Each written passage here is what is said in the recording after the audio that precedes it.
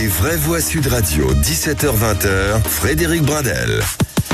Bonsoir, les vraies voix de l'été avec ses joies et ses peines. Heureux de vous retrouver pour ces 3 heures consacrées à votre quotidien, vos passions ou vos rancœurs. Quel mois de juillet vivons-nous? Tiens, dans un instant, nous irons assister à l'arrivée de la 11e étape du Tour de France à Nevers. Ça va à une vitesse terrible, c'était prévu à 17h40. Je pense que d'ici 10 minutes, on y sera. D'ailleurs, Antonin Durand, envoyé spécial pour Sud Radio. Vous avez vécu aujourd'hui au cœur de la caravane. Quelle était l'atmosphère? On imagine toujours très chaud, Antonin. Bonjour Frédéric, il faisait très très chaud, mais ça n'a pas empêché le public de venir en nombre sur les routes. Et vous avez dû aller plus vite que d'habitude avec la caravane parce que le peloton roule à une vitesse incroyable. Ouais, exactement. On a fait quelques petits arrêts qui étaient des arrêts très express puisque fallait se dépêcher, le peloton était derrière. Mais alors figurez-vous que ça n'a pas entaché le bonheur, je dirais, du public parce que ça se sentait qu'avec la canicule, certains mangeaient un peu leurs freins et ne pouvaient pas se rendre sur les routes. Mais c'est le bonheur des gens qui sont sur le bord des routes et qui attendent de voir les coureurs. C'est splendide à voir. Eh oui, vous nous ferez part de tout cela. On a rendez-vous pour notre spécial Tour de France de 19h à 19h30. Nous aurons nos grands témoins, nos consultants, etc., etc. Allez, les vraies voix, c'est parti.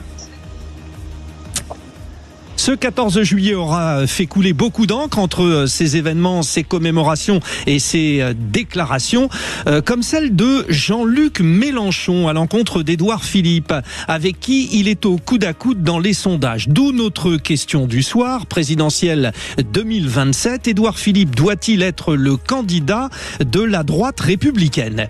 À 18h10, le grand débat, 141 interpellations au lendemain de la défaite de la Coupe du Monde de l'équipe de France. Des départs de feu provoqués, le non-respect des règles de sécurité pendant la canicule. Bref, les incivilités se multiplient et mobilisent aujourd'hui l'Assemblée nationale avec la loi Riposte. Question, peut-on encore lutter contre les incivilités en France? Vous réagissez au 0826 300 300 ou sur nos réseaux sociaux et notre chaîne YouTube. Il est temps maintenant de découvrir nos vraies voix du soir. Oui, on les accueille comme ça, c'est désormais une habitude. Samuel Botton, expert en communication chez Step Conseil. Ça vous ira comme générique? C'est bien. Alors un micro, là, peut-être le générique de Alerte à Malibu. Mais j'apprécie l'initiative de Maxime, le producteur de l'émission. Oui. Ah il est bien plus que ça. Il est la tête pensante. J'ai pas osé le dire parce que c'est un homme discret. Oui, bien sûr. Pierre-Yves Martin avec nous, entrepreneur et consultant. Bonsoir Pierre-Yves. Bonsoir Frédéric. Vous n'êtes pas triste au lendemain de la défaite? Non, et je vous expliquerai pourquoi. Dans quelques instants. Oui, c'est très bien, on fera le tour de table. Et puis Aude Amadou, ancienne députée et ancienne vraie voix puisqu'elle est en retard. Elle va arriver dans un instant, non, mais parce qu'elle était dans le tramway. Le tramway, comme on le sait tous, est nommé Désir. Voilà, on l'attend. Donc en tout cas, allons-y pour cette question du soir. Alors on a l'œil sur Aude Amadou qui arrive, sur le Tour de France qui arrive dans 6 km, et puis sur vous, vos réactions au 0826 300 300. Édouard Philippe vous passionne, c'est le moins qu'on puisse dire. Rappelons le principe. Il y a eu un sondage IFOP, fiducial, et parmi les personnalités politiques les plus populaires, il y a donc, alors premièrement Michel-Édouard Leclerc, deuxièmement François Hollande et en troisième position Édouard Philippe. Écoutez ce que Jean-Luc Mélenchon, qui était à Paimpont pour ce 14 juillet, c'est en Bretagne, devant la forêt de Brocéliande, Paimpont le bien nommé, écoutez. Alors, aidé par de grands esprits, Édouard Philippe, il faudra travailler davantage. Je n'aurai pas peur, dit-il, d'affronter les retraités, on va voir. Tu n'affronteras rien du tout, tu vas rentrer chez toi, point final. Mais... Voilà, alors c'est clair, c'est tendu. Le moins qu'on puisse dire, c'est que avant c'était surtout un face-à-face Marine Le Pen, Jean-Luc Mélenchon dans les confrontations directes. Là, on sent petit à petit, Pierre-Yves Martin, que Édouard Philippe est dans le jeu. Ouais, alors c'est certainement une bonne chose pour lui. Après, du point de vue de Jean-Luc Mélenchon, je ne sais pas si c'est si pertinent que que de taper sur Édouard Philippe, parce que taper sur quelqu'un, c'est le faire exister. Mais ça, Samuel nous le dira avec beaucoup plus de finesse et d'esprit. Et du coup, moi, j'ai été très surpris qu'il prenne cet angle d'attaque. Et je suis également un peu interrogatif sur sa manière de parler. Il va rentrer chez lui. Ouais. Je trouve pas ça très dans une démonstration de responsabilité publique et de représentation publique. Effectivement, il y a deux choses importantes. Un, cette déclaration qui met le coup de projecteur sur Édouard Philippe, d'où d'ailleurs la constitution de notre question du soir, rappelons-le. Édouard Philippe doit-il être le candidat de la droite républicaine? Mais aussi cette question des mots utilisés. Samuel Botton, ça vous inspire quoi? Alors sur les mots utilisés, moi j'aime me référer à l'histoire, et en l'occurrence, l'histoire elle date de 95, le débat Jospin-Chirac, où Jospin et Chirac à un moment de connivence, et reviennent justement sur les mots durs qui ont pu être prononcés pendant la campagne, et les deux sont unanimes en disant bon, c'est du langage pour les militants. Donc j'ose espérer que la sortie de Jean-Luc Mélenchon, c'est du langage pour les militants.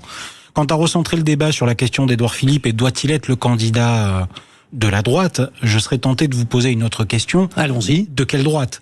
C'est-à-dire qu'aujourd'hui, d'un côté, on nous parle du grand rassemblement et de la grande union de la droite, qui irait du Rassemblement national jusqu'à LR. De l'autre, on a toute une frange de la droite qui, droit dans ses bottes, nous dit « nous n'avons rien à faire avec le Rassemblement national, nous devons faire émerger un candidat ». Et en même temps, qui imagine aujourd'hui que Édouard Philippe puisse être le candidat de Bruno Retailleau, sachant que lui-même est aux prises avec aujourd'hui Gabriel Attal. Donc il y a beaucoup d'inconnus, et aujourd'hui, on est dans une photographie de l'opinion à l'instant T. Donc quant à répondre à votre question de manière ferme et définitive, je n'y risquerai pas. Oui, c'est une question piège, évidemment. D'une part, et en plus on est dans le creux de l'été, c'est-à-dire que moi j'ai maintiens une chose, Attal et Philippe ont fait deux erreurs dramatiques, c'est d'avoir voulu commencer une campagne au mois de juin.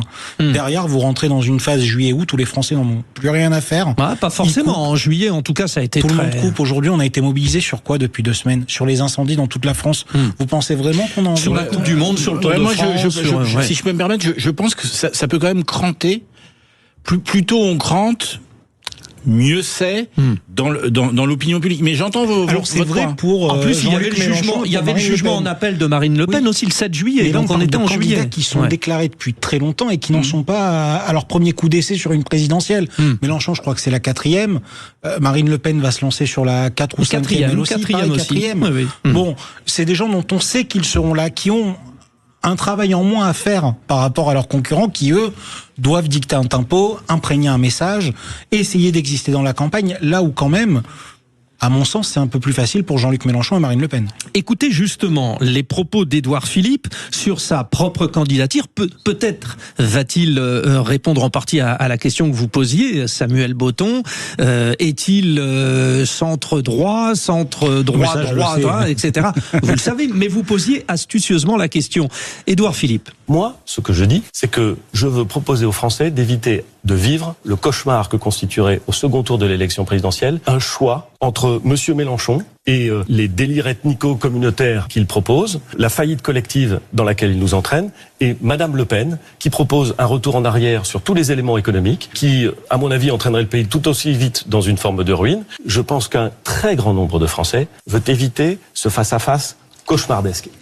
Bon, alors, il n'en dit pas plus, mais en tout cas, il se positionne en ratissant large, Pierre-Yves Martin. Oui, mais avec un élément de langage qui me semble être extrêmement dangereux. Il a parlé de faillite collective. Quand on regarde l'évolution de la dette sous le mandat d'Emmanuel Macron et donc sous le gouvernement d'Édouard Philippe, je trouve ça un peu dangereux et voire très dangereux de manipuler ces sujets de faillite, parce que quel que soit le gouvernement qui a travaillé, qui est intervenu sous la responsabilité du président de la République depuis 10 ans, voire depuis 15-20 ans, en matière de dette et de faillite, je pense que personne n'a de leçons à donner. En tout cas, pas ceux qui en donnent en ce moment. Samuel Botton ? Je vais me faire l'avocat du diable, parce qu'il le faut bien, mais je serais tenté de dire que Édouard Philippe échappe peut-être un peu à ce raisonnement du fait du Covid et des aides qu'il a mis en place, contraint et forcé, parce qu'il a toujours dit de manière assez claire, ce n'est pas le chemin que nous devrions prendre. on va le prendre quand même. C'est pour ça que je parlais d'éléments de langage et pas d'éléments de Une conviction. certaine pression. Et ça le sauve. Après, il y a un point qui est inaliénable et qui va le suivre toute sa campagne, c'est que même s'il a fait que 3 ans comme Premier ministre, ça va le suivre aussi toute la campagne, au même titre que Attal, qui lui a fait quelques mois. Messieurs, nous venons de poser le débat de la question du soir. On fait la petite respiration annoncée, direction le Tour de France. Sud Radio, le Mac du Tour. Avec Matok, l'affineur des Pyrénées depuis 1950, en tête de peloton du savoir-faire fromager. Incroyable, à 1 km 500 de l'arrivée. L'arrivée était prévue normalement à 17h40. Ils sont allés à fond. Pascal Chanteur, notre consultant pour cette 11e étape. 161 km 300 entre Vichy et Nevers. Peloton groupé, mais il y a eu une belle échappée, Pascal. Oui, tout à fait, une échappée de 4 coureurs assez rapidement et puis tout d'un coup 3 coureurs. Il y avait Julien Alaphilippe à l'avant qui a lâché prise, mais là maintenant peloton groupé et pour un sprint lancé. Allez, nous y sommes dans le dernier kilomètre. C'est parti, le dernier kilomètre avec un énorme travail des coureurs de l'équipe NSM. Comprenez les coéquipiers de Binyan Girmay, l'Érythréen, ancien maillot vert du Tour de France. Le sprint est lancé avec Tim Merlier également, déjà 2 fois vainqueur. Ça frotte. Olaf Koy, le coureur de l'équipe Decathlon CMA CGM, a envoyé un de ses coureurs devant, en avant, et c'est Warren Scholde, le Norvégien, qui prend le relais. Jasper Philipsen va essayer de revenir. Jasper Philipsen qui a remporté le sprint intermédiaire tout à l'heure. Va-t-il pouvoir revenir sur Warren Scholde? Olaf Koy est là. Non, a priori c'est Warren Scholde devant. Philipsen, Koy et Milan Fretin avec une belle 6e place visiblement de Clément Russo pour la France. Exceptionnel. Pascal Chanteur, c'est la sensation. Ni Tim Merlier ni Olaf Koy ne se sont imposés. C'est un match tellement ouvert entre les sprinteurs. Mais oui, écoutez, Warren Scholde, on savait ses qualités de sprinter et vous savez, comme on l'a dit ce matin, un sprint ça peut être aléatoire, un mauvais placement, le lancement un petit peu tardif et immédiatement vous pouvez perdre la possibilité de gagner.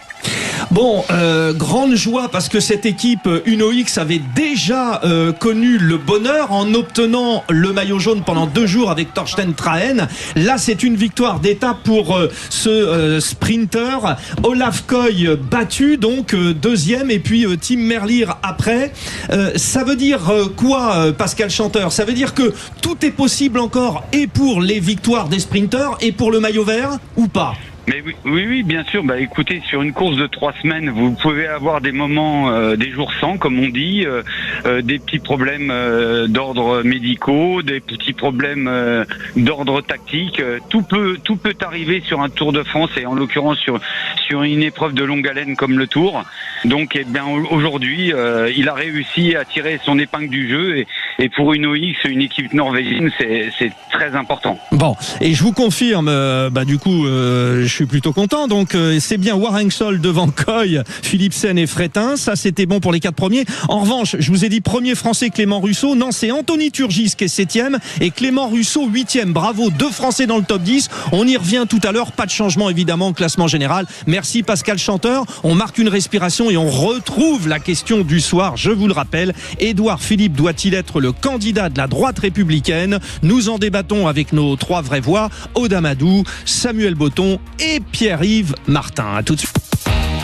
Michel-Édouard Leclerc, François Hollande et Édouard Philippe occupent dans cet ordre le podium des personnalités politiques préférées des Français dans le dernier sondage IFOP Fiducial.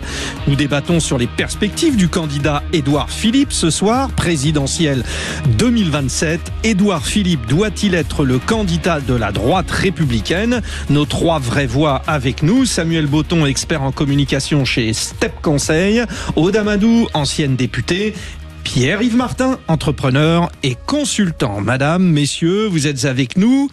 Réaction d'Elisabeth Borne. Écoutez-la, elle se plaint d'une certaine manière qu'il y ait pour l'instant trop de candidats au centre. Je pense qu'il est certain que si on a une division au sein du bloc central et plus largement, on a un risque important d'avoir un 2e tour entre les 2 extrêmes. Et évidemment, c'est pas ce que je souhaite pour mon pays. Vous parlez d'une erreur profonde, hein? Oui, je pense que ça serait évidemment une erreur profonde d'avoir de la division, d'avoir trop d'aventures individuelles, plutôt que de se rassembler, et c'est l'appel que je lance dans ce livre aussi, de se rassembler de la gauche réformiste à la droite modérée pour apporter des réponses aux Français.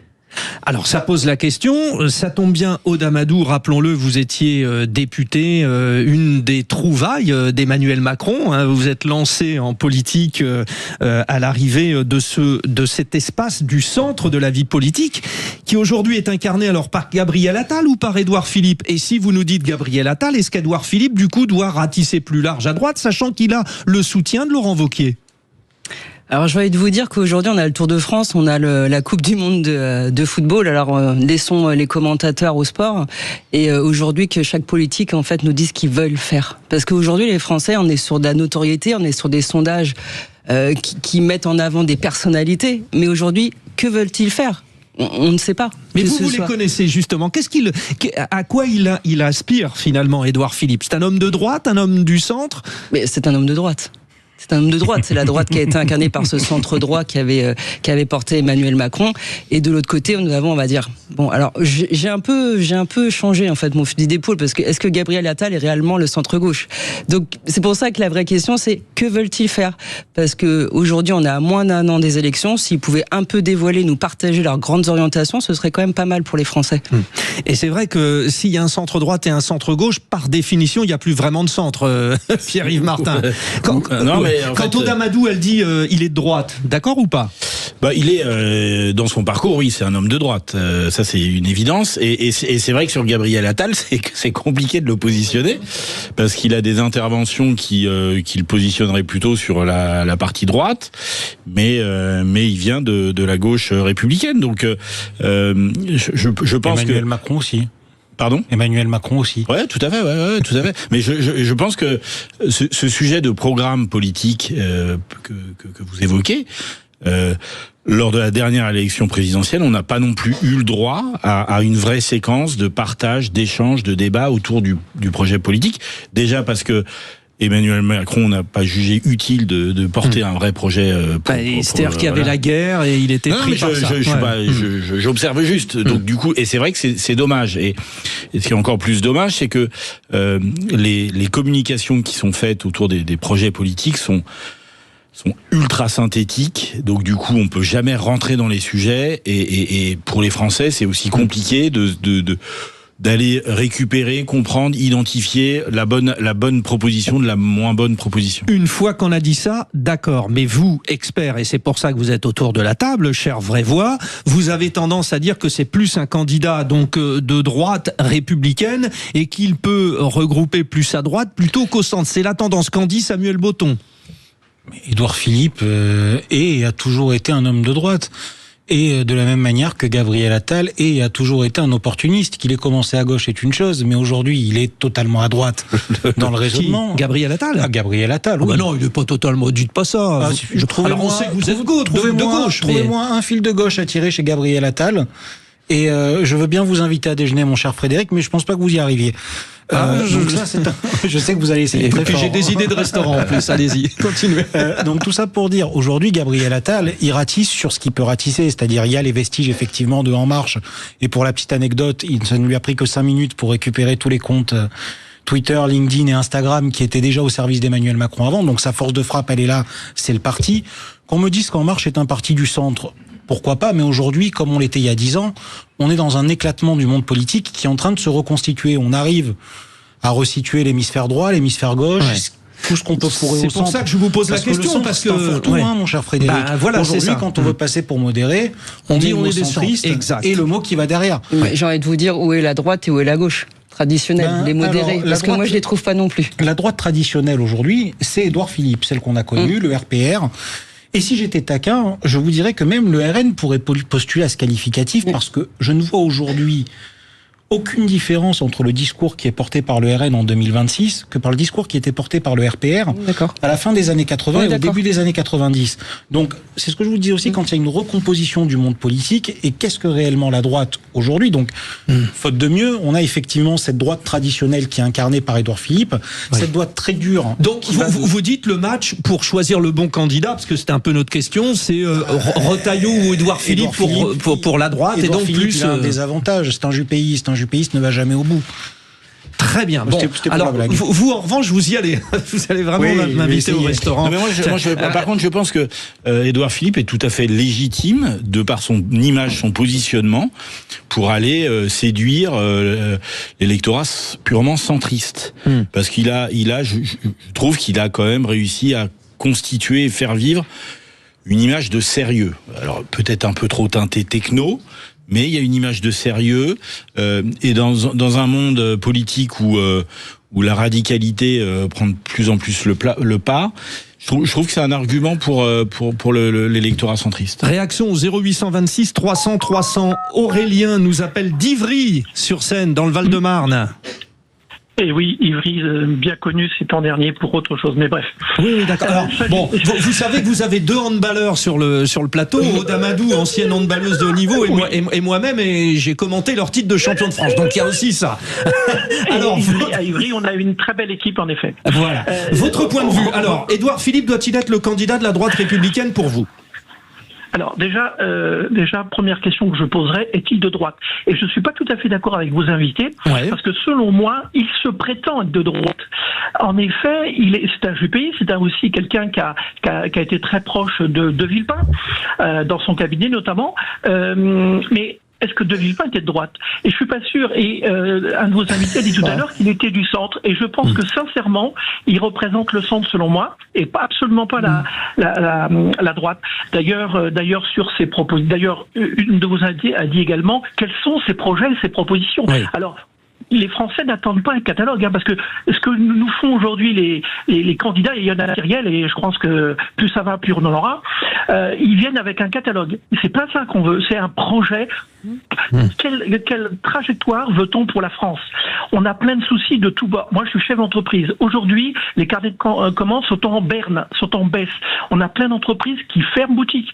Qu'est-ce qu'ils proposent pour les entreprises pour gagner, c'est les entreprises qui créent de la richesse, c'est pas l'État. Et dans tout ce qu'on a entendu, et pour moi, selon moi, son plus grand défaut, si je puis dire ça comme ça, c'est qu'il a un passif, et pas n'importe lequel, c'est qu'il est macroniste, et qu'il a été le premier ministre de Macron. Et il a quand même mis en œuvre un certain nombre de choses.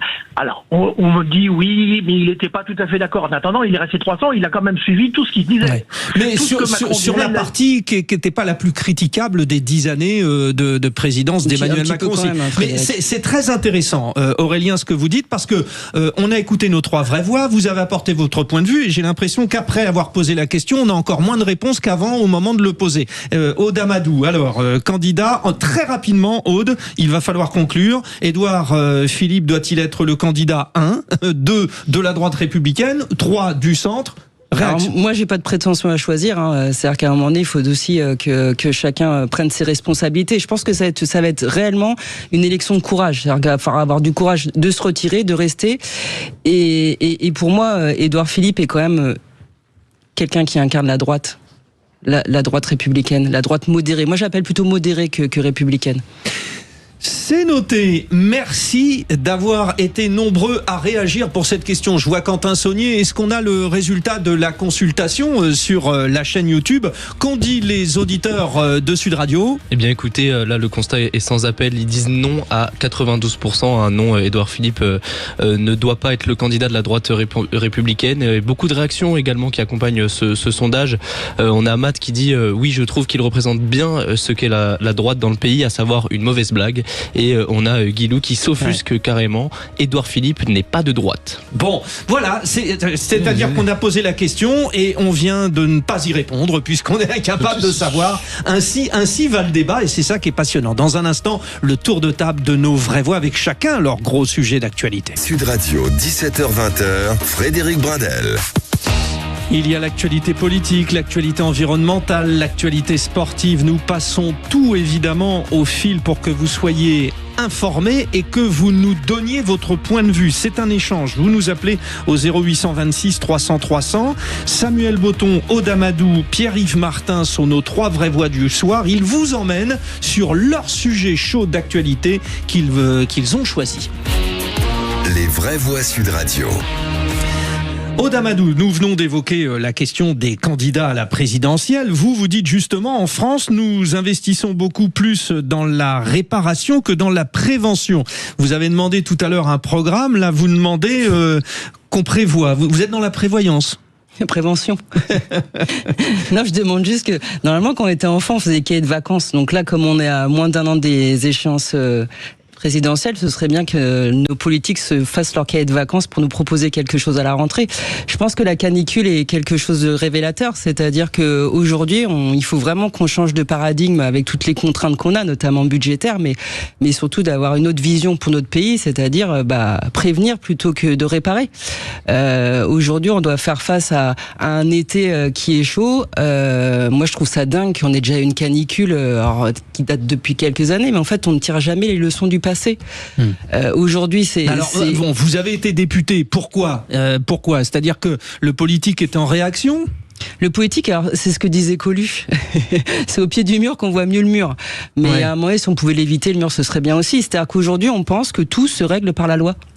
Alors, moi, je l'ai découvert, mais tout ne se règle pas par la loi. C'est-à-dire qu'aujourd'hui, on va se retrouver dans une situation catastrophique. On est dans une situation catastrophique. On a des hôpitaux qui sont sous tension, des EHPAD qui sont en plan d'urgence, les écoles. Bon, là, c'est les vacances scolaires, donc on a un petit peu oublié cet épisode, mais c'est compliqué. C'est-à-dire qu'aujourd'hui, nos politiques publiques, il faut vraiment qu'on les anticipe, qu'on offre une vision, en fait, à nos concitoyens.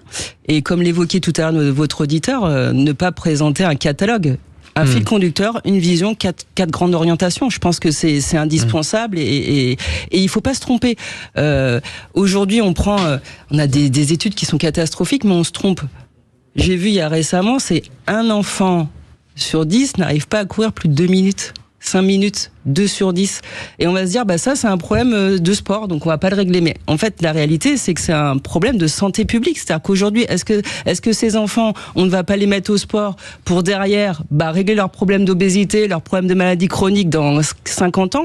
Mais la réalité aujourd'hui, c'est que prévenir coûte moins cher. Prévenir et investir coûte moins cher que de réparer, et on est dans une société de la réparation. Donc, il faudrait qu'on ait un État protecteur plutôt qu'un État réparateur. Votre tour de table, Samuel Botton, concernant l'un des sujets qui est débattu aujourd'hui à l'Assemblée nationale, cette fameuse loi soutenue d'ailleurs, portée par le maire de La Rochelle, Olivier Falorni, sur l'aide à mourir. J'ai l'impression que c'est une loi qui fait peur à tout le monde. Je me demande comment nos députés vont encore réussir à rater leur rendez-vous avec l'histoire. Le Sénat l'a déjà fait il y a quelques semaines en rejetant ce projet de loi. Bon, ça s'est joué à rien, mais il a quand même été rejeté. Et en fait, plus largement que ça, quand on a évoqué les sujets à aborder, Frédéric, je vous ai dit, mais vous savez, le projet de loi sur la fin de vie, moi j'ai 35 ans, ça fait 20 ans que j'en entends parler. Je crois que la première fois qu'on l'a évoqué, le président, c'était Nicolas Sarkozy. Et résultat, on en est encore là. Alors, on a une nuit des non-couteaux qui s'annonce. Il y a plus d'une quinzaine de prises de parole qui sont prévues.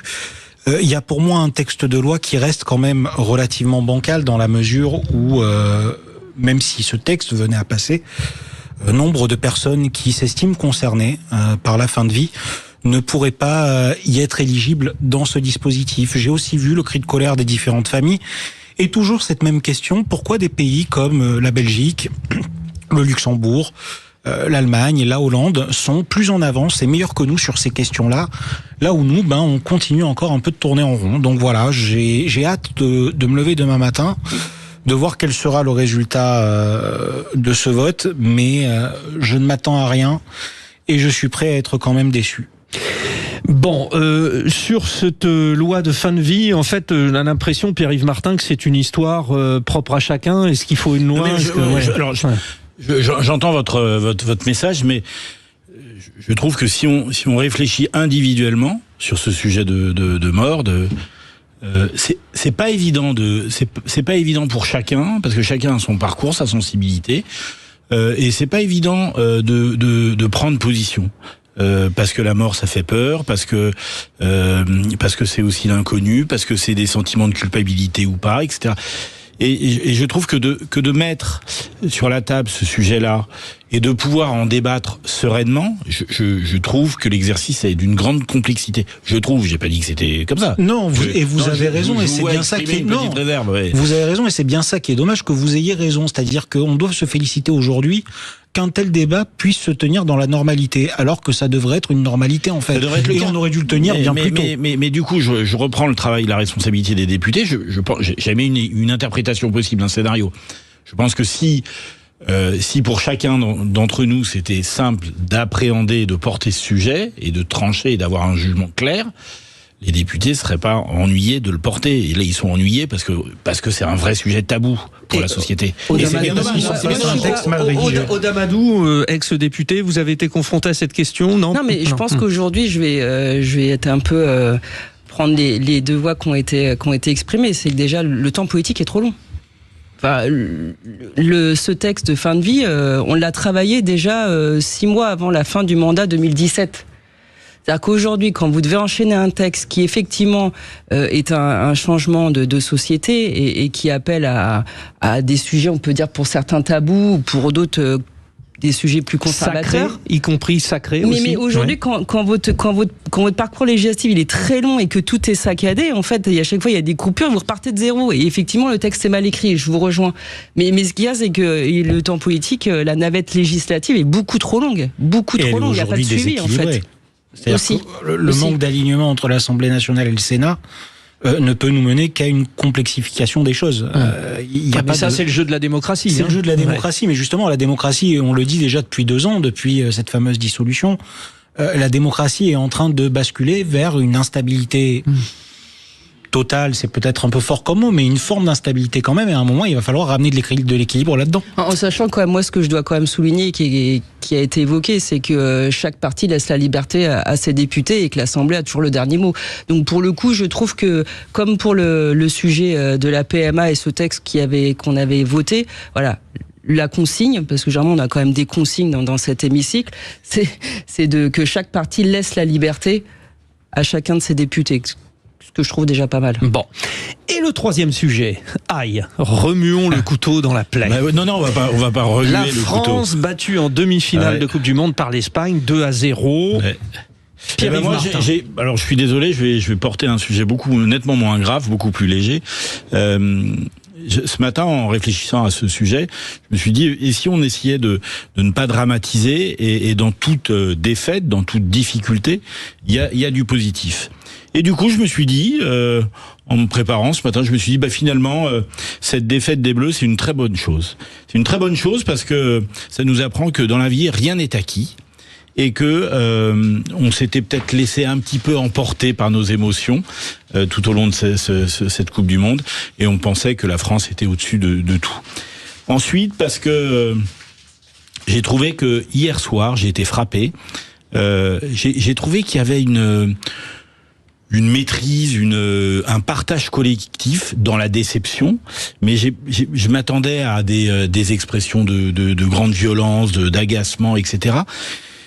Et toutes les personnes hier soir et ce matin que j'ai pu côtoyer, j'ai trouvé qu'il y avait une acceptation, et j'ai trouvé ça plutôt intéressant, et je me suis dit que c'était peut-être finalement un signe d'une petite maturité. Et puis enfin, parce que Didier Deschamps a emmené quand même l'équipe de France dans des événements et dans des avancements assez impressionnants, donc déjà bravo à lui, donc c'est très positif. Il y avait 48 pays engagés, on est dans les 4 premiers quand même, c'est pas rien. Voilà. Et puis du coup, je me dis finalement cette défaite, c'est il a dû se passer quelque chose dans la tête des équipiers de la France.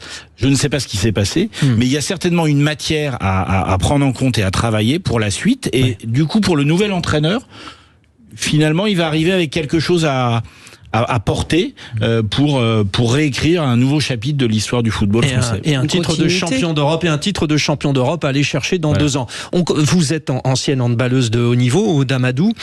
Ça arrive souvent quand le sportif a l'habitude de gagner et qu'il se trouve devant un problème complexe. Il a perdu le repère de celui qui doit sortir. Non, mais on va juste rappeler que déjà, avant de commencer cette Coupe du Monde, le dernier match avant la Coupe du Monde, ils la perdent. Et qu'aujourd'hui, dans le sport, la première chose qu'on vous apprend, c'est à perdre avant de gagner. Enfin, il faut souligner. Il faut aussi rappeler que c'est une compétition qui est dure, qui est longue, avec des des conditions climatiques qui sont pas idéales. Moi, franchement, déjà la compétition est pas fermée et je souhaite le meilleur à cette équipe de France. Mais aujourd'hui, j'ai envie de dire merci parce que moi, j'ai pris plaisir et je prends plaisir. C'est une belle équipe de France. Je pense qu'elle a été attaquée de toutes parts, qu'elle a fait preuve d'une grande solidarité, c'est ça, et de fraternité, qu'elle a insufflé, cette émotion.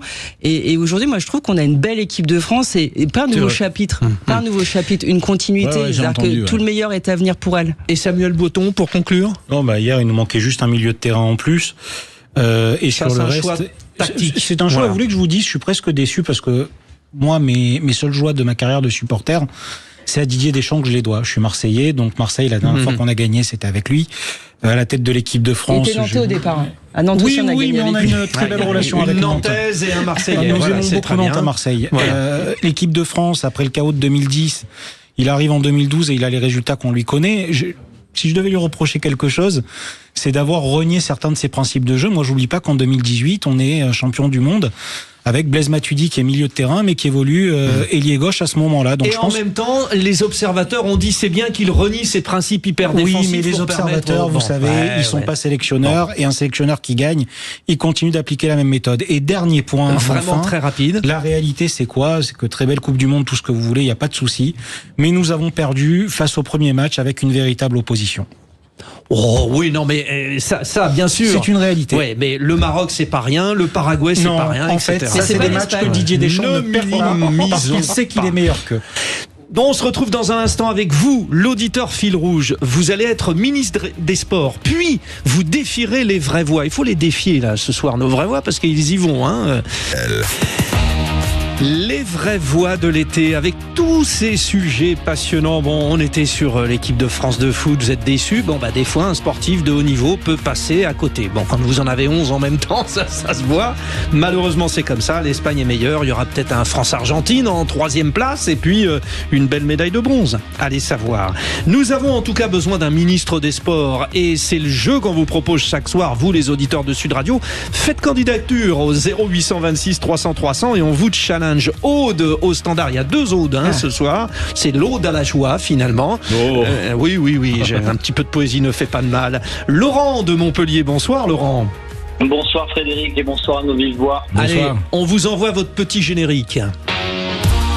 Les vraies voix Sud Radio, si j'étais ministre. Qu'est-ce que je vais devenir? Je suis ministre, je ne sais rien faire. Bon, vous allez faire plein de choses quand même, Laurent, on est d'accord.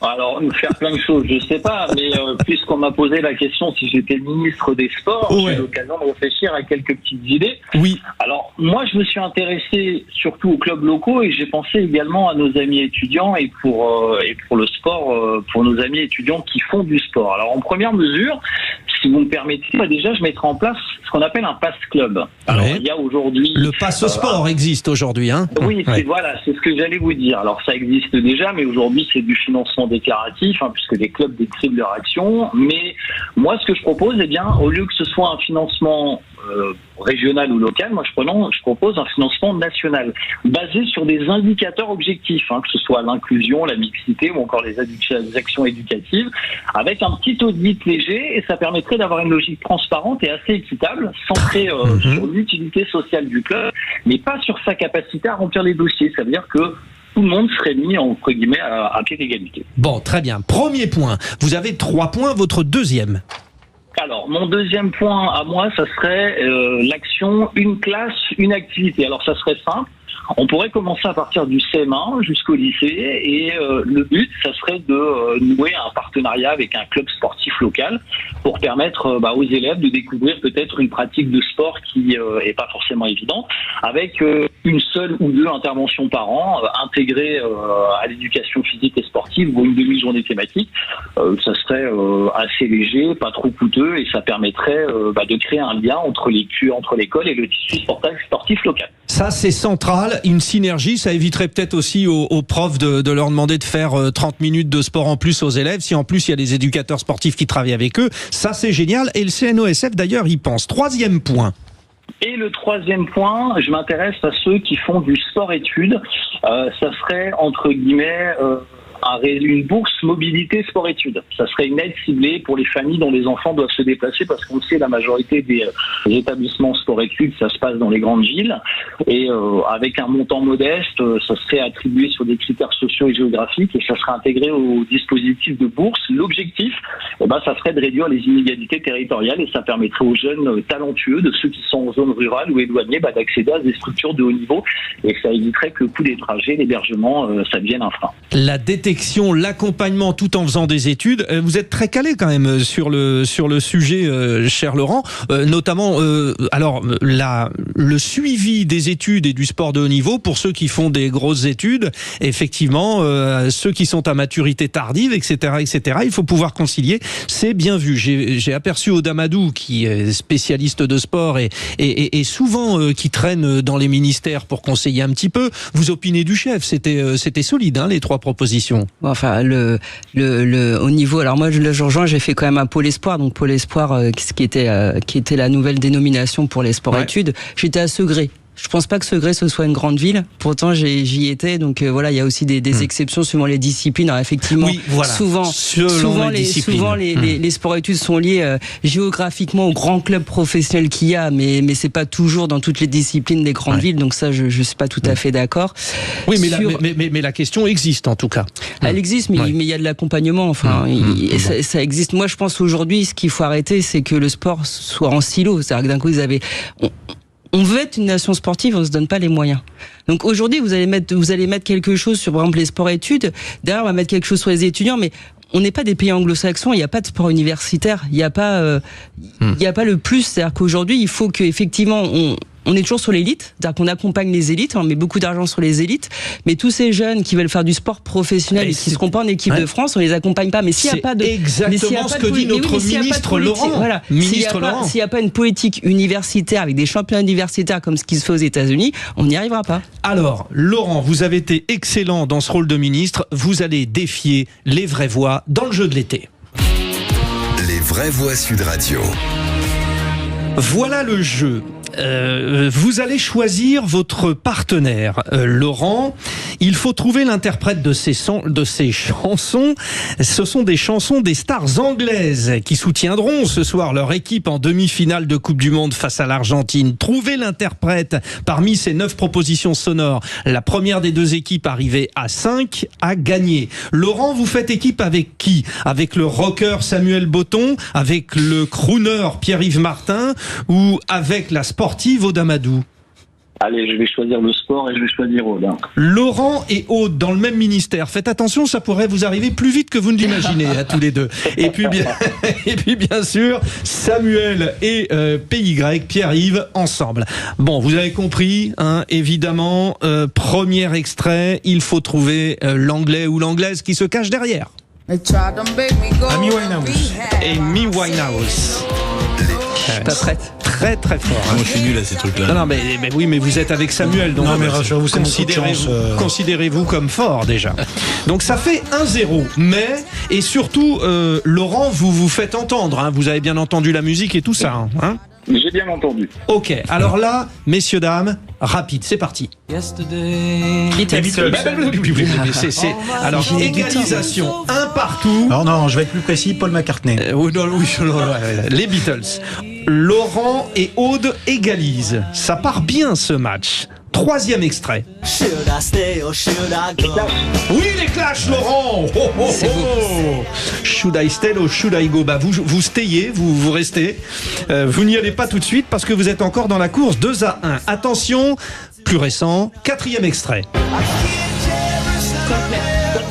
Coldplay. Oh là là. Et Laurent en même temps que Laurent quasiment. Oui. Laurent et Aude très fort. Et Samuel qui a dégainé mais alors à fond, là commence à se dire en face, j'ai un duel. C'est le diable et la tortue. Il va revenir. C'est mon poulain. Ne vous découragez pas, vous avez Pierre-Yves avec vous. Oui, il est là. Vous êtes là, Pierre-Yves? Oui, je suis là. Bon, très bien. Attention, 5e extrait. Oui, Lily Allen. Laurent. Oh là là, Laurent. Ça fait mise à la culture. Laurent, il regarde MTV, je sens. Alors attention, c'est une balle de match, les amis. Balle de match pour l'Angleterre face à l'Argentine, je ne sais pas. Enfin bon, bref. Nouvel extrait. Adèle, oh là là. C'était un beau binôme quand même. Oh là là, bravo. Pierre-Yves, vous avez joué ou pas, non? Non, mais moi je suis avec vous. Oui, oui. Moi je vous soutiens. Samuel déçu parce que je viens de faire une prestation encore plus mauvaise que celle de Bruno Pomar au C'est qui l'a dit. Donc là vraiment je suis. C'est comme ça. Il y a un air un peu dépité comme Didier Deschamps hier sur le banc français. Oui, voilà. Non, mais je dis beaucoup mieux la défaite. En fait. L'arbitrage a été honnête. Bon, Laurent, vous restez avec nous parce que vous allez débattre avec nous le grand débat du soir. Peut-on encore lutter contre les incivilités en France avec bien sûr cette loi riposte aujourd'hui qui est débattue également à l'Assemblée nationale. Restez bien avec nous, les vraies voix aussi. À tout de suite. Frédéric Bradel. Les vraies voix de l'été, deuxième partie consacrée aux dérives de nos concitoyens, aux vacances autour de France et à une actualité toujours très intéressante. Nos vraies voix ce soir sont Samuel Botton, expert en communication chez Step Conseil. Ça va, Samuel? Très bien. Très bien. Une petite musique qui va bien avec. En oui, oui, bah, j'ai été transporté. Aude Amadou, ancienne handballeuse et ancienne députée, voilà, qui travaille aujourd'hui pour le sport. Ouais. Vous êtes à l'heure, ça y est? C'est bon. Ouais. Oh, la belle période. Je sais, je dois l'apéro après. Non, c'est pas ça, c'est que si vous faites ça dans le hand, ça peut marcher, mais dans le cyclisme, vous perdez le classement général. Ouais, moi je pédale pas, c'est trop dur. Très bien. Pierre-Yves Martin, entrepreneur et consultant. Bonjour. Oui, pour les auditeurs qui viennent de nous rejoindre. Faut penser à eux. Et parce que ceux qui ne s'en doutent pas, Pierre-Yves vient d'arriver, il n'était pas là pendant le quiz musical. Donc voilà. Bien vu. Vous avez un avis, auditeur de Sud Radio, vous souhaitez réagir, vous avez forcément une bonne raison, appelez au 0826 300 300 ou au 7 20 18 par SMS avec VV comme vraie voix et puis réagissez sur YouTube à la question du grand débat. C'est parti.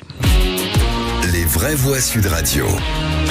Les incivilités se multiplient et mobilisent aujourd'hui l'Assemblée nationale. 141 interpellations au lendemain de la défaite de la France en Coupe du Monde, des départs de feu de forêt provoqués, le non-respect des règles de sécurité pendant les canicules. Oui, ouvrons le débat avec cette loi riposte sur laquelle nous allons revenir. Peut-on encore lutter contre les incivilités en France? Notre auditeur fil rouge, Laurent de Montpellier, est avec nous pour lancer ce grand débat. Laurent, vous êtes toujours là? Oui, je suis avec vous. Bien. Bon, alors on a fait sport avec vous, on a fait musique, vous avez brillé. Là maintenant, on va voir si dans le régalien, vous êtes un peu plus... vous êtes aussi talentueux. Riposte, je rappelle quand même ce que c'est. Réponse immédiate aux phénomènes troublant l'ordre public, la sécurité et la tranquillité. C'est donc un projet de loi soumis au vote des députés ce mercredi et qui a pour ambition de lutter contre les phénomènes qui troublent la sécurité du quotidien. Ces phénomènes, selon vous, Laurent, se multiplient ? Je ne sais pas si se multiplie, mais on va dire qu'avec l'avènement des réseaux sociaux, on les voit de plus en plus. Peut-être que ça existait déjà à l'époque dans les années 80-90, mais c'était peut-être moins visible. C'est peut-être un élément à prendre en considération aussi. Réaction, Pierre-Yves Martin. C'est symptomatique de notre époque? Ça a toujours existé, l'incivilité? Ça a toujours existé, ça c'est sûr. Et c'est difficile de répondre à votre question. Est-ce que c'est symptomatique? Parce que vous imaginez, je vous poserais quelque chose de bateau et de simple. Non, jamais. Vous êtes l'élite, monsieur. Oh là là. Enfin. Non, mais en fait, je trouve ça difficile parce que on a toujours tendance à croire que avant c'était mieux, etc., et de tenir un discours sombre et pessimiste. Mais je dois aussi reconnaître que on vit une période où le principe même de l'autorité est quelque chose d'assez délicat à faire vivre et à porter de manière mesurée.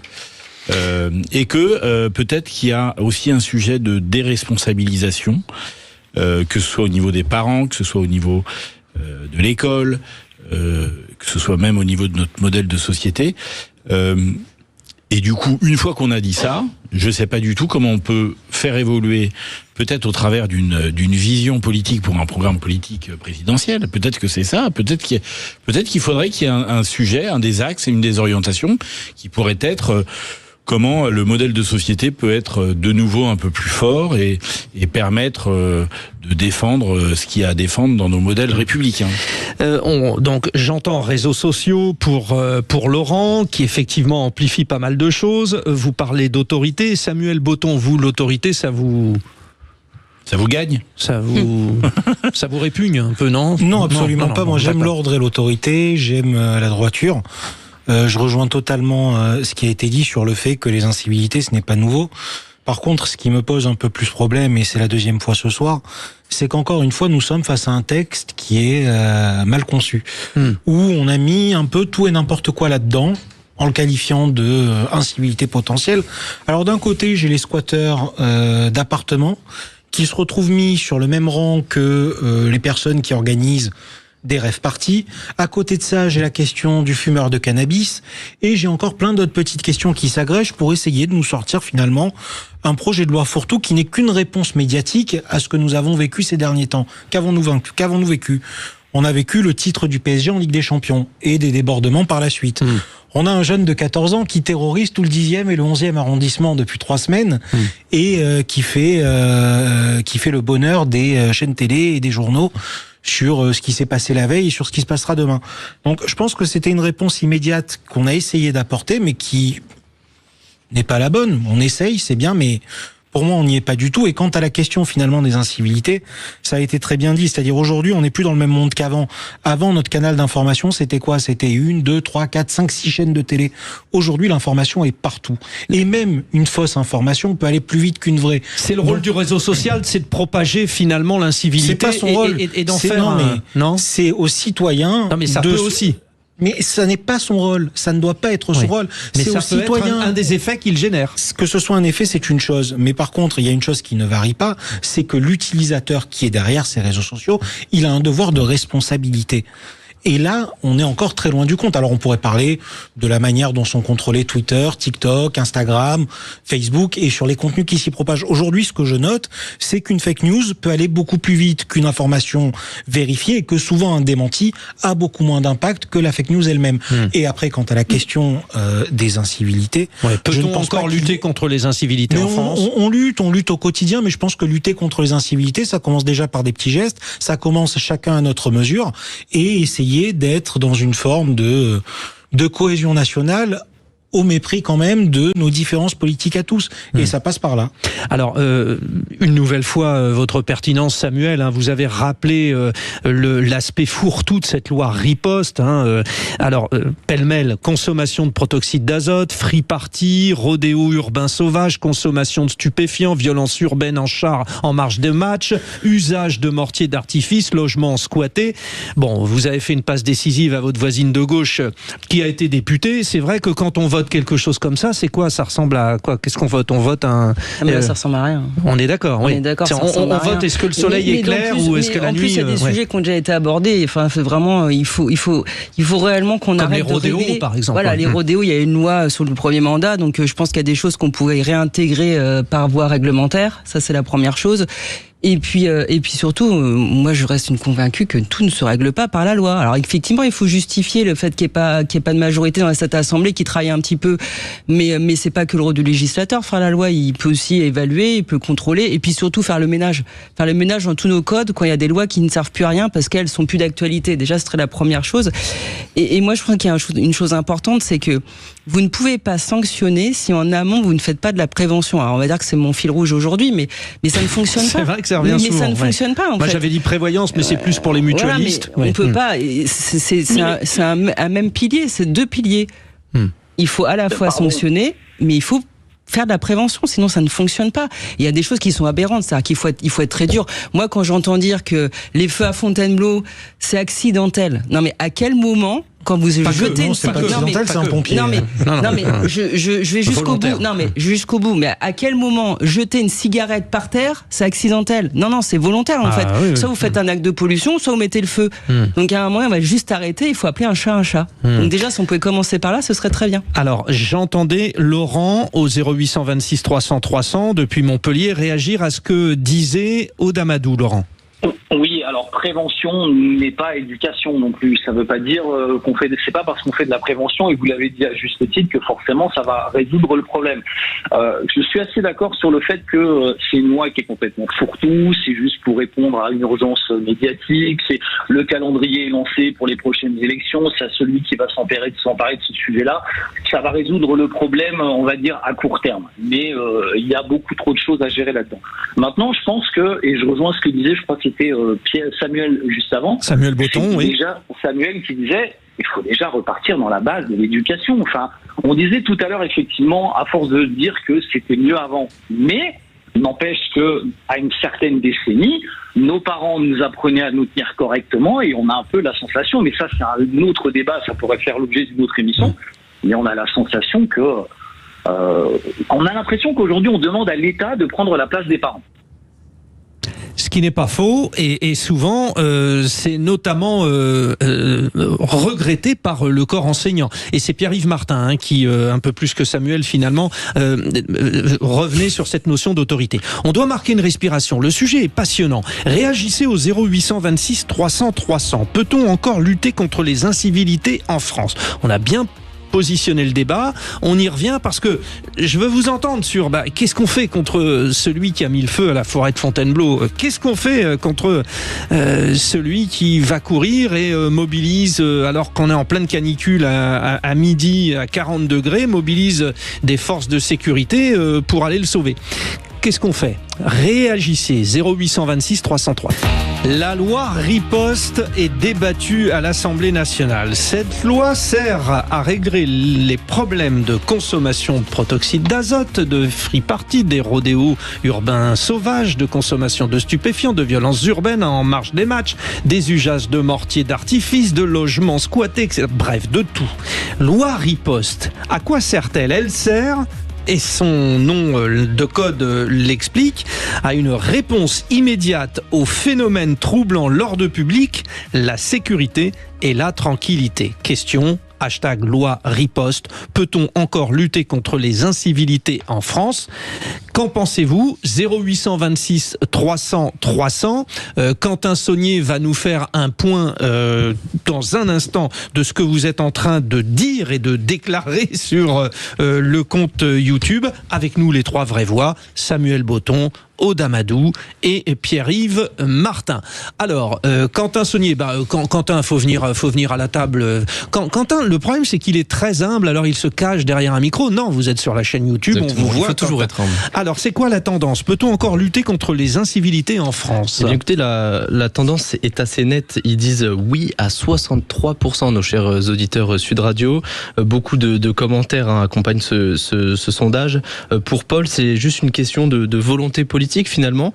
Et on a Philippe aussi qui nous dit oui, mais nous devons mettre les moyens et la justice doit y mettre du sien également. C'est une question de volonté politique, Samuel Boton ? C'est du même acabit que quand on dit on attend que l'État éduque nos enfants. C'est-à-dire attendre des politiques une réponse sur les incivilités. Je vous renvoie à ma première réponse. À un moment, c'est peut-être aux gens de se prendre en main eux-mêmes. Ouais, mais s'ils le font pas, c'est le serpent qui se mord la queue. Non, mais c'est pas une question de s'ils le font pas, c'est qu'à un moment, il faut pas laisser le choix aux gens. C'est-à-dire, on ne transige pas sur la civilité dans un pays. C'est même le fondement d'une démocratie.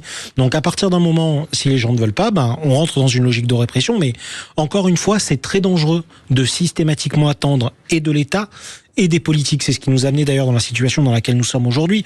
On a systématiquement misé sur un homme providentiel. Regardez où nous en sommes aujourd'hui. On a des partis éclatés un peu partout, une assemblée qui n'a aucune majorité. Vous parlez d'Emmanuel Macron là. Je parle d'Emmanuel Macron comme je peux parler de Nicolas Sarkozy, de François Hollande pour la gauche à une époque, de ce qu'a pu incarner Chirac dans une certaine mesure, et on peut remonter ça jusqu'à Mitterrand. C'est un héritage de la Ve République. Alors pour la prochaine élection, providentiel, le premier c'était De Gaulle. Ouais. La prochaine, c'est les Français qui feront un choix, on verra la ligne de départ qu'il y a, et de quel côté bascule le pays sur un premier tour. Parce que l'enjeu de cette présidentielle, c'est le premier tour, et de savoir qui sera au second face à Marine Le Pen. Mais qui est capable de porter la lutte contre les incivilités alors ? Mais il n'y a pas à porter la question de la lutte contre les incivilités sur cette présidentielle. Encore une fois, c'est un discours qui ne doit pas varier d'un iota. Nous appelons à la responsabilité de chacun et à chacun de faire preuve de responsabilité. Entre l'éducation, entre la question du pouvoir d'achat, la question du logement et de la sécurité, est-ce que vous pensez sincèrement que la priorité, c'est les incivilités, les quelques débordements qu'on a eu hier soir parce que la France s'est fait éliminer, et un gosse de 14 ans qui a décidé de terroriser tout le centre-ville de Paris? Moi, j'ai envie de réagir parce que je trouve que ça a l'air d'être un détail à vous entendre, mais je trouve que ça... Comme dirait France Gall, mais c'est pas une chanteuse anglaise, donc tant pis pour moi. Pour moi, ça veut dire beaucoup. En fait, c'est quand même le modèle du faire société, de vivre ensemble. Faire société, exactement. Et du coup, ça reste à mon avis, ça commence par là. Pour moi, c'est hyper important. Et à la limite, s'il doit y avoir un axe, pour reprendre votre propos, un axe d'une vision d'un projet présidentiel, c'est bien celui-là. C'est comment fait-on société ensemble, et qu'est-ce qu'on... Mais ça, c'est pas un petit sujet, hein. C'est un vrai sujet, et je pense que au-delà des actes, parce que il faut aussi que chacun assume ses responsabilités, ce serait vraiment formidable qu'une fois il y ait un responsable politique, un candidat, qui recadre sévèrement, oralement, l'opinion publique en disant, en fait, maintenant, vous allez aussi prendre vos responsabilités. C'est-à-dire que vous allez arrêter de considérer que c'est à l'école d'élever vos enfants. Vous allez, voilà. Oui, c'est important. Il y a pas de discours. À un moment donné aussi. Audamadou, oui, parce que là, on est sur la ligne de départ. Mais comment on fait? Moi, je veux bien, hein. Oui, prenez vos responsabilités, non, mais je pense qu'il y a même, c'est même pas une question partisane. On parlait de faire société. À un moment donné, c'est interdit, point barre. Enfin, c'est ce qu'a évoqué Samuel tout à l'heure. Je pense qu'à un moment donné, il faut être intransigeant. Parce que c'est interdit que les gens transgressent. Il faut avoir ce courage politique, déjà, de dire les choses, de faire les choses. Et si à un moment donné, vous avez des responsables politiques qui vous disent, une rave party, c'est interdit, c'est pas très grave, la police. Enfin, vous voyez ce que je veux dire, c'est qu'à un moment, il y a même pas de sujet là-dessus, c'est interdit. Oui. Là, on est dans le cadre Audamadou, le ministre de l'Intérieur, on en a parlé dans cette émission, a dit « Je ne peux pas virer les teufeurs du Morbihan parce qu'ils ont des mortiers. Si on les enlève, ils foutent un coup de mortier et la forêt de Brocéliande prend feu. » Non, mais on fait quoi? Alors moi, j'ai le dossier de l'aéroport de Nantes. C'est ce que je suis en train de vous demander. Celui qui est pas dans le cadre de la loi, on lui donne toujours raison parce qu'on a peur d'y aller. Alors moi, je dites-moi pense qu'à un moment donné, comment on fait? Eh ben là, on dit pas clair. Soyez responsables puisqu'ils ne le sont pas. Ils ne le sont pas. Eh ben on sanctionne. Voilà, on dit une fois, 2 fois, 3 fois, on sanctionne. Je sais même pas si on doit aller jusqu'à 3 fois. À un moment, il faut de la sanction et il faut revenir à de l'éducation. Les deux vont en même temps, mais à un moment donné, si on laisse passer les choses... Est-ce qu'on peut encore éduquer des gens de 40 ans? C'est la question. Ouais, mais si on peut déjà récupérer leurs enfants, ce serait déjà beaucoup. Bon, alors, je vous poserai dans un instant la question, parce que comment on fait pour sanctionner quelqu'un? Alors, quelqu'un qui met le feu volontairement à la forêt de Fontainebleau. Il a été arrêté, on l'a sanctionné, mais la forêt a quand même brûlé. Réaction 0826, réfléchissez, 0826 300 300, vous me donnerez votre copie, vous avez 2 heures. Et Achour d'Evry au 0826 300 300. Bonsoir Achour. Bonsoir. Bon, alors, incivilité, il y a quelque chose à faire ou Oui. Arrêtons avec la prévention. C'est fini, la prévention, ça sert à rien en France. On en fait assez, on en a fait de trop. D'accord? Arrêtons avec le laxisme et espérons qu'un jour on aura des magistrats et des juges qui appliquent les peines. Pas comme le petit Hamza qui est ressorti et puis qui est ressorti comme si que rien n'était. D'accord? Moi, vous le mettez en prison pourquoi, Hamza, cher ami? Non, mais il y a quand même... Ou en centre de redressement, comme vous voulez, mais pour quel motif? Passons.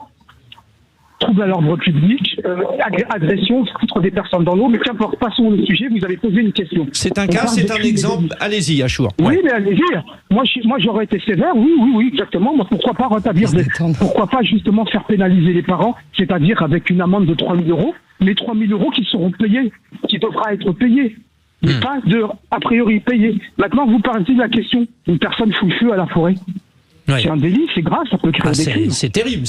Moi, quand je prends l'avion, avant de prendre l'avion et avant de descendre, que ce soit en Indonésie, en Chine, tous ces pays, Taïwan, vous faites le moindre déchet par terre, c'est 1 500 euros. Vous faites la moindre connerie, c'est la moindre consommation de drogue, c'est minimum 10 ans de prison. Et il n'y a pas de relax ou de ceci, c'est pas grave, c'est la première fois. Non, c'est direct. Moi, je dis qu'il faut arrêter avec l'état de droit. Vous faites des crimes et délits, vous créez des incivilités graves en France, comme s'en prendre à la police, agresser un professeur quel qu'il soit, c'est limite du délit. On n'en arrive pas au crime. mais il faut être radical, il faut rétablir la crainte. Donc au lieu de faire de la prévention, il faut faire de l'information. Moi, j'irais plus loin. La personne qui a foutu le feu qui a foutu le feu à la forêt, admettons, il gagne 2000 € par mois. Eh ben, il va faire 1 an de prison ferme. Il n'y a pas de bracelet, il n'y a pas de sourcils. 1 an de prison ferme et il va payer à vie. Admettons, il gagne 2000 € par mois, 200 € par mois. Bah, ça va être beaucoup plus, hein, parce que ça peut aller jusqu'à 20 ans de prison, hein, quand même. Donc là, attention, bougez pas trop le micro, cher Samuel. Mais oui, effectivement. Mais moi, je vous repose la question. On avait hier, parmi les 3 vraies voix, une psychologue qui disait c'est une pulsion, c'est maladive. Alors, c'est vrai que là, je vous pose la question sur les actes d'incivilité. Donc l'incivilité, c'est celui qui jette arrêtez de jeter vos mégots par terre. Moi, j'ai ça j'ai ma résidence et il y en a un qui fume tout le temps, il jette ses mégots par terre. Mais pourquoi il fait ça? Alors il va pas faire le feu, il va pas mettre le feu. Il va pas le faire chez lui. Hein. Mais oui, non mais c'est terrible. Alors donc il y a effectivement l'aspect criminel et l'aspect incivilité. Samuel Botton, vous venez d'entendre, Achour dit bah oui, tant qu'on ne sévit pas. J'ai le sentiment qu'Achour, je vais le dire avec beaucoup d'humour et une pointe de vérité, serait beaucoup plus à l'aise dans une dictature que dans une démocratie. C'est ce qui fait toute la différence. C'est ce qui fait toute la différence entre un pays comme la France et des pays comme la Chine, comme la Corée du Nord et bien d'autres qui effectivement ont choisi. La Norvège n'est pas une dictature, la Suisse n'est pas une dictature. Vous allez quand même pas me comparer ce qui se fait d'un point de vue civilité en Suisse et en Norvège avec ce qui vient d'être proposé à l'instant. C'est-à-dire la Suisse, pour le coup, je connais assez bien le pays, j'ai eu des clients là-bas. Vous jetez un papier par terre, vous prenez non, mais ça n'arrive pas. C'est-à-dire en Suisse, vous mangez par terre. Voilà. Si vous voulez qu'on aille plus loin, en Suisse, vous mangez par terre. Alors, vous pouvez faire ce que vous voulez. Quel était le premier, la poule ou l'œuf? C'est-à-dire, est-ce que parce qu'il n'y a pas de papier par terre, c'est parce qu'il y a une... Non, mais parce que regardez aussi quelle est la condition de vie de nos amis suisses et quelle est la population qu'on peut retrouver justement dans les grandes villes de Suisse. Aujourd'hui, on est quand même face à des populations qui sont relativement aisées. On a un SMIC qui est très très haut. On a un pouvoir d'achat qui est quand même beaucoup beaucoup plus développé que chez nous. Et on a aussi... Il n'y a pas que les pauvres qui jettent les mégots de cigarettes pour foutre le feu. J'ai pas fini, Frédéric. Et on a aussi, en Suisse... alors, comment l'expliquer? Si en France, nous avons les régions et les départements, en Suisse, il y a un autre mode de fonctionnement que je considère comme beaucoup plus efficace et qui permet réellement de décentraliser les pouvoirs et de redonner, alors si l'un d'entre vous a le mot exact à me donner pour les cantons. Voilà, les cantons suisses. Donc c'est une confédération. Les cantons ont beaucoup plus de pouvoir et j'estime en fait que ce sont à eux les premiers de lutter contre ces questions d'incivilité. Ou les Länder en Allemagne, ou les provinces autonomes en Espagne, que des pays qui marchent mieux que nous. En France, la réalité aujourd'hui sur ces questions-là, oui. La réalité en France aujourd'hui, c'est qu'on attend dans un premier temps du maire de la ville. Après le maire, c'est le député. Mais en fait, ces deux personnes-là, elles dépendent de qui? Elles dépendent du président de département, qui en fait tient les cordons de la bourse, et ce même président de département qui est lui-même en dessous du président de région. Comment vous voulez avancer sur des questions aussi primaires avec un tel micmac politique et administrationnel? Aude Amadou, réaction. Alors on fait comment? Parce que c'est vous qui avez parlé de prévention, Aude Amadou. Répondez. On vous dit il y a trop de prévention. Défendez-vous. Défendez-vous. Ah si, j'ai envie. Répondez. Non, il faut être ferme dans la réponse. Je suis d'accord, il faut être ferme sur la réponse, mais il faut refaire le vivre ensemble. Aujourd'hui, alors je veux bien, on fait de la sanction. Et Samuel l'a évoqué tout à l'heure. Et après, il se passe quoi? On fait pas de la prévention, on fait pas de la réinsertion, on arrête. En fait, on fait que de la sanction. Et tout à l'heure, on évoquait une vision à 360. Carrément, c'est facile de dire on met en prison, que les magistrats fassent leur travail. Mais les magistrats aujourd'hui, ils ont une contrainte aussi. On a assez de place en prison. Comment on fait? Qui c'est qui a pondu les peines planchées? Est-ce qu'on peut mettre quelqu'un 15 jours en prison pour mettre un marqueur? Ben non, on peut pas. Il y a tout un fait avec Nicolas Sarkozy, mais ça nous a mobilisé deux cellules. Entre ceux qui aiment bien dire prévention et puis ceux qui aiment bien dire sanction, ça serait bien que les gens acceptent de dire sanction et prévention. C'est comme s'il y avait la droite et la gauche finalement. Bah oui, ça va ensemble. On marque une respiration. Merci Achour au 0826 300 300. On reviendra quand même un petit peu sur le sujet après parce que c'est très très très passionnant et il y a des réactions au 0826 300 300. À tout de suite. Incivilité. Aïe aïe aïe. Oui, c'est vrai. Ça nous pourrit la vie quand même entre celui qui jette son mégot de cigarette avec les conséquences plus ou moins graves, mais des conséquences quand même, avec le non-respect des consignes et tous ces accidents qui ponctuent finalement nos étés. Et puis tout le reste, Nos trois vraies voix, Aude Amadou, Samuel Botton et Pierre-Yves Martin sont là. Dans un instant, on va parler aussi des noyades sauvages. Alors plus généralement des noyades, parce qu'il y en a de plus en plus l'été, et Quentin Barbaza va nous proposer son info en plus. Mais justement, sur ces incivilités, vous n'avez pas conclu. Alors concluez, Pierre-Yves Martin, prévention, répression, action, on a tourné autour, finalement. Je pense qu'il y a un élément qui a peut-être pas forcément été identifié, c'est le rapport au temps.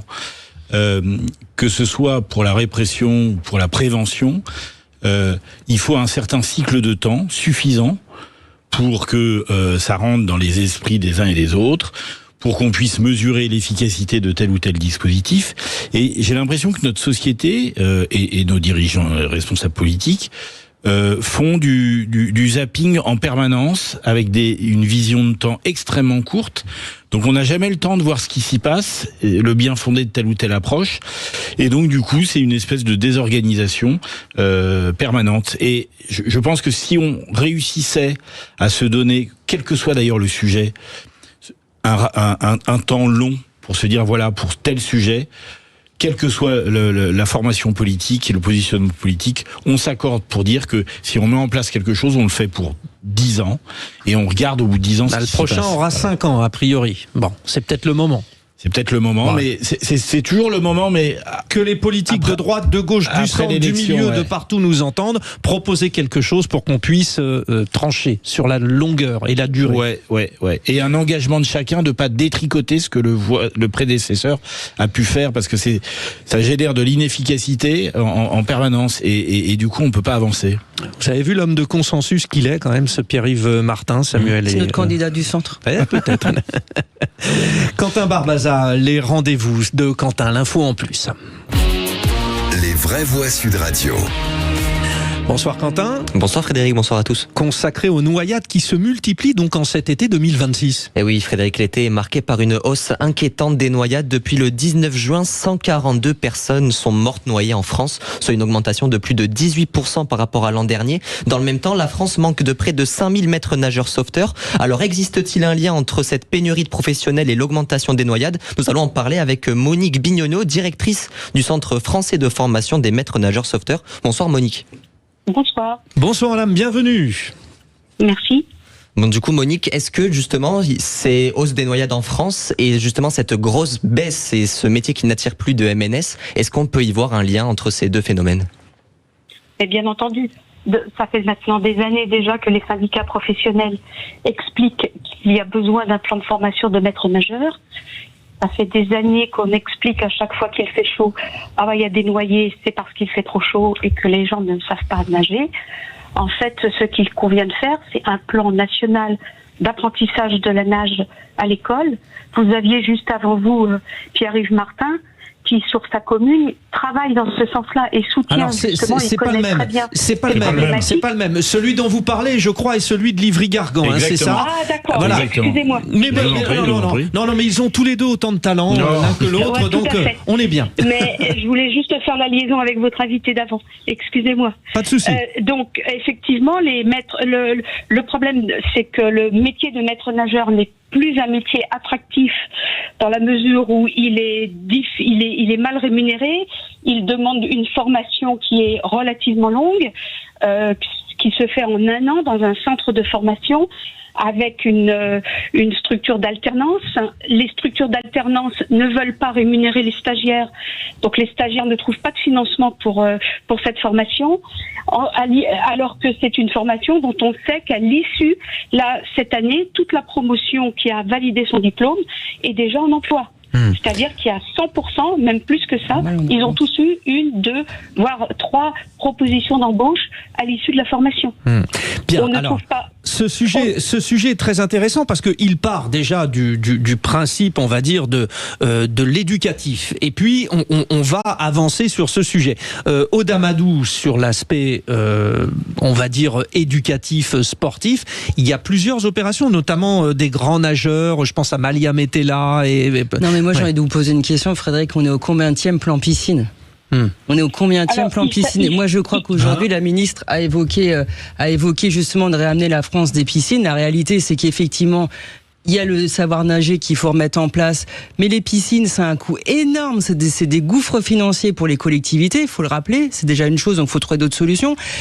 Mais je pense qu'il n'y a pas, dans les personnes qui sont malheureusement noyées, je pense qu'il y a aussi un risque comportemental qui fait qu'aujourd'hui, ça, on va y revenir dans un instant. Mais effectivement, comme Monique Bignonneau nous expliquait ça. Allez-y, répondez, Monique, oui. Pour répondre, effectivement, les piscines, c'est un gouffre énergétique, mais on sait maintenant faire des piscines qui coûtent beaucoup moins cher. On peut aussi former les techniciens des piscines à la sobriété énergétique, on y arrive. Ensuite, les piscines, c'est pas seulement mettre un plan piscine, puisqu'il a été démontré dans une étude universitaire de cette année que c'est pas forcément de renforcer la quantité d'équipements qui compte, mais de renforcer la qualité de l'enseignement de la nage. Cet enseignement de la nage, elle passe uniquement par les maîtres nageurs sauveteurs.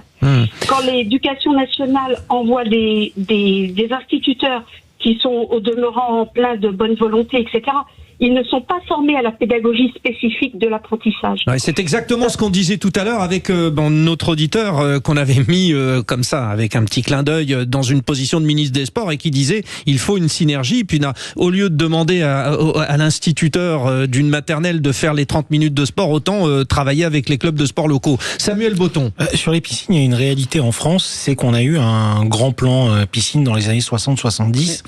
Qui ont donné lieu à ces piscines qu'on connaît tous, qui ont une forme de fleurs, qui peuvent s'ouvrir à moitié, et ainsi de suite. Et en fait, il y a quelques mois, il y a un autre rapport qui est sorti justement sur ces piscines, où toutes sont aujourd'hui quasiment obsolètes, de la manière dont elles ont été conçues à l'époque, sur l'entretien que ça coûterait aujourd'hui pour toutes les remettre en service, ou au moins avoir un niveau de service digne de ce nom, et en fait c'est quasiment impossible. Alors pour rejoindre le point de Aude, en fait c'est la question de la prévention ou de remettre des moyens pour réparer, c'est un peu le serpent qui se mord la queue. Pourquoi ? Parce que comment ces personnes qui ont pris ces mesures il y a 40 ans auraient-elles pu anticiper ce que nous avons à vivre aujourd'hui en 2026. Donc c'est un premier point. Après, il y a effectivement la question d'apprendre à nager aux plus jeunes, et ça se fait à l'école. Et moi j'ai souvenir, alors j'avais pas besoin de ça parce que je suis marseillais et le cercle des nageurs au cercle des nageurs, j'ai été nageur et joueur de water-polo là-bas. Donc je savais nager, mais j'ai souvenir quand même que CP, CE1, CE2 jusqu'au CM2, on avait des trimestres qui étaient dédiés à la piscine. Même dans les lycées, au bac, selon les lycées dans lesquels vous êtes, vous pouvez choisir l'épreuve de natation. Donc après, pour revenir finalement sur la question des noyades, parce qu'on est en plein dedans. Alors ouvrons justement. Et qu'elles sont multiples. On a bien posé la question, les maîtres nageurs, etc. On y est. Maintenant, on est parti aussi des incivilités. Reconnaissons que sur des baignades interdites, on a toujours des personnes qui y vont, et ça aussi, ce sont des noyades. Samuel, vous vouliez dire. Oui, c'est un fait. On pourrait appliquer ça au ski et au hors-piste. On en revient à la question de civilité, incivilité. En fait, si on nous interdit de faire ces choses-là, c'est qu'il y a des bonnes raisons. Je ne compte plus le nombre d'anciens sportifs professionnels, des personnes aguerries avec des physiques exceptionnels, qui même dans leur milieu naturel, comme une piscine ou la mer, d'anciens nageurs ou joueurs de water-polo, qui sont morts d'un AVC, d'une rupture d'anévrisme ou même d'un choc thermique ou d'autres choses. Donc personne n'est à l'abri finalement de ce malheur quand il se retrouve en milieu aquatique, et même dans des espaces qu'on pourrait considérer sans risque, il y a encore un risque. Et après, au-delà de ça, il y a la question justement de la surveillance des baignades au sens large, que ce soit sur des plages publiques ou sur des piscines dans des complexes privés ou autres. Aujourd'hui, il y a une législation, c'est-à-dire toutes les piscines ne doivent pas forcément avoir de surveillance. Il faut une signalétique qui soit en ordre et qui le spécifie, qui dise voilà, les horaires de surveillance de la piscine, c'est de telle heure à telle heure. Sur les plages où il n'y a pas de surveillance, merci de veiller justement à la sécurité de vos enfants ou de vos proches. Donc Donc ça, c'est un premier point et qui souvent n'est pas respecté, où les gens en font abstraction et considèrent que tout est systématiquement surveillé. Non, c'est pas forcément le cas. Ça et aussi, c'est dans la loi aussi. Même si effectivement Monique Bignonneau est avec nous. Alors Monique, attendez, juste une chose, c'est-à-dire que je le rappelle, vous représentez le Centre français de formation des maîtres nageurs sauveteurs. S'il vous plaît, ne revenons pas sur effectivement ce manque de moyens et on vous suit à fond et vous l'avez dit. Mais est-ce que dans toutes ces noyades que nous constatons, il y a aussi des incivilités? Allez-y Monique. Alors les incivilités, elles existent. Bien sûr, il y a eu des jeunes Français qui ont été faire des incivilités en Allemagne ou en Suisse, et maintenant ces piscines-là sont fermées aux Français. Donc on a quand même aussi une réputation à l'international qui fait qu'à cause de faits d'incivilité, on va dire, les Français ne sont même plus souhaités ni en Allemagne ni en Suisse, qui sont quand même nos pays limitrophes. Ça, c'est une première remarque. Pourquoi est-ce qu'on se comporte comme ça? Parce que la spécificité du milieu aquatique n'est pas souvent appréhendée par des jeunes qui manquent d'expérience, qui ne fréquentent pas ces équipements toute l'année. Donc effectivement, il y a des consignes de bon sens qui doivent être adoptées par tout le monde. La surveillance des bassins, elle est obligatoire dans une piscine municipale quand on paye son droit d'entrée. Elle est effectivement facultative quand on est dans un camping, dans un hôtel ou au bord d'un lac ou d'une plage. Toutefois, quand vous avez une surveillance, il faut respecter les consignes des surveillants. Quand on fréquente un équipement toute l'année, on est dans la discipline de la natation. Effectivement, on crée une habitude. Il y a effectivement. des dangers pour tout le monde. On sait que tout le monde peut faire un accident. Si on a un accident vasculaire ou une rupture d'anévrisme sur un trottoir ou sur une plage, c'est très grave, mais on peut intervenir. Quand on est à 150 mètres du bord, c'est pas possible. Donc ça fait partie des consignes de sécurité qu'il faut se donner. On ne s'éloigne pas du bord, on nage en parallèle de la plage. On nage toujours à plusieurs pour qu'il y en ait un qui puisse donner l'alerte, éventuellement secourir s'il a appris les gestes qui sauvent, ce que l'on conseille aussi, puisqu'il y a des actions tous les ans, et sur les plages et dans les piscines, pour apprendre aux baigneurs qui sont là les gestes qui sauvent. Voilà, ça c'est très important. Et finalement, on a fermé la quadrature du cercle, c'est comme ça que l'on dit. On est parti et on y revient toujours avec ce besoin. Donc surtout, prudence, soyez vigilants, attention aux noyades pendant cet été.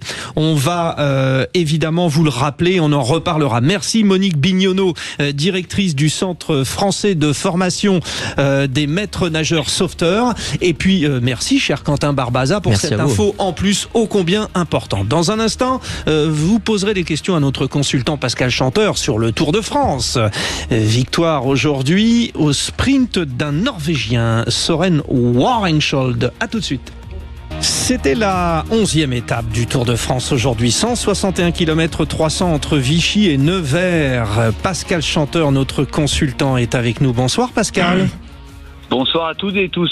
Bonsoir. Bon, c'est arrivé au sprint, on s'y attendait évidemment. Voilà, victoire d'un super sprinter norvégien, Søren Warensholt. Il devance Olaf Koy, le coéquipier de Paul Sexas. Frétin. Voilà, et ensuite Milan Frétin, effectivement, puisque le troisième, qui a passé le troisième la ligne, a été déclassé pour irrégularité. Jasper Philipsen. Côté français, non, il a été reclassé, décision annulée. Ah d'accord, donc ça a encore changé. Annulée, donc Philipsen a repris sa place de troisième. Ah d'accord, c'est la première fois alors du coup qu'il y a déclassement, reclassement et tout ça. Bon, c'est heureux pour lui. C'est bien, c'est parce qu'ils écoutent un petit peu de temps en temps. Je rappelle à tous les auditeurs et à nos vraies voix que Pascal Chanteur est le président du syndicat des coureurs cyclistes et donc il défend leurs intérêts.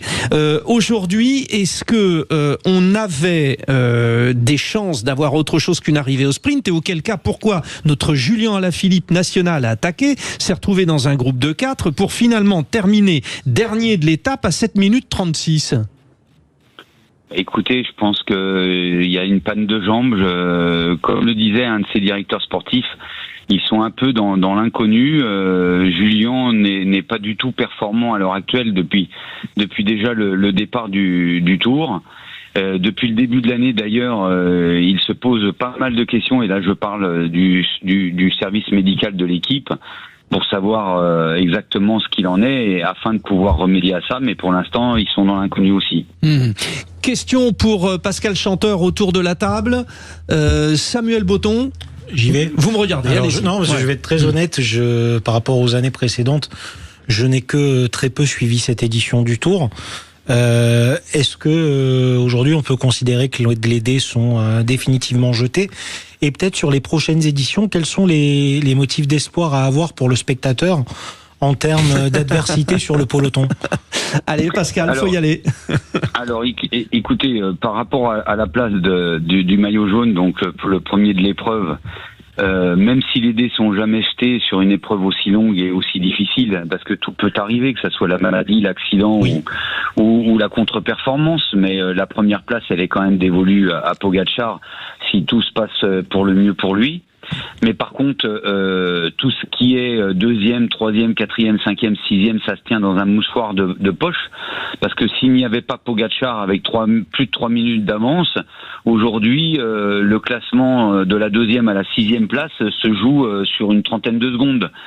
Donc avec un Français en plus, donc il y a le côté passionnel, hein.